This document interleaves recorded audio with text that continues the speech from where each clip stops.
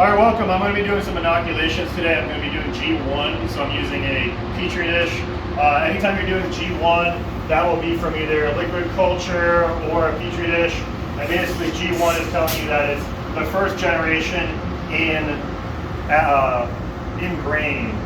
So this is a king oyster culture.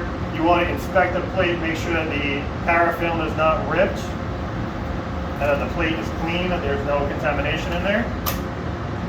We're going to open it up, leave it there. We're not going to need the lid again. I'm going to take my scalpel, torch it, okay, give it a second to cool, and then I can rest it right here on the petri dish. Grab my bags,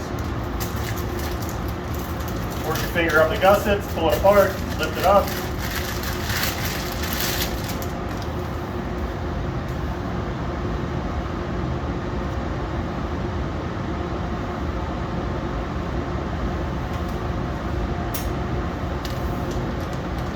Grab the opposing corners, bring it over to the sealer, seal it.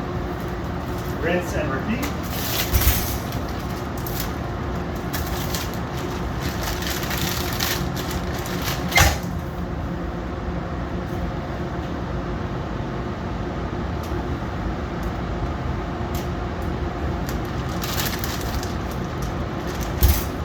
This is G1, so we know it's clean culture. When you do grain to grain transfer, so this would make G2, whatever the G2 you inoculate would make G3. As long as it's clean, you're still fine. But the further you go into the generations, the more likely that you're going to have it to where there might be a contamination that pops up. So typically we do G1 masters, and then we do G2 for production and sales.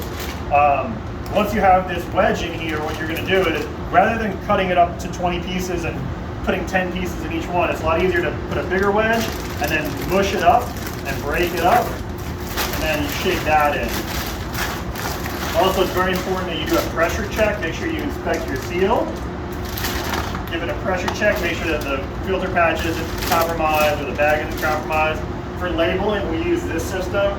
It goes with the Monarch brand, Avery labels. And basically we do, the first two is the strain, the second one is the generation, then it's the Julian date, which is the day of the year, and then employee number. So this is what we use to decode it. And then we always do redundant labeling, so 2 stickers on each one. From here, it'll colonize in about a week, week and a half. You'll have splotchy colonization.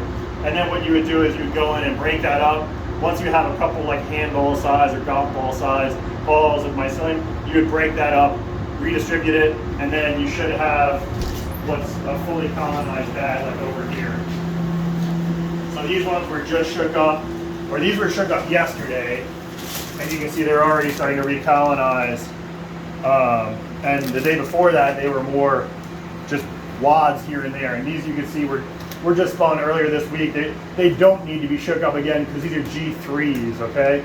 So if you have G2s or G3s, whenever you're doing the grain to grain, you're not gonna have to shake it up. It should be shook up once in the spawn lab. So that's it. If you guys need mushroom spawn, we do have a decent amount of mushroom spawn available. It's mostly G2 or G3. Check out myersmushrooms.com to check that out, and take it easy.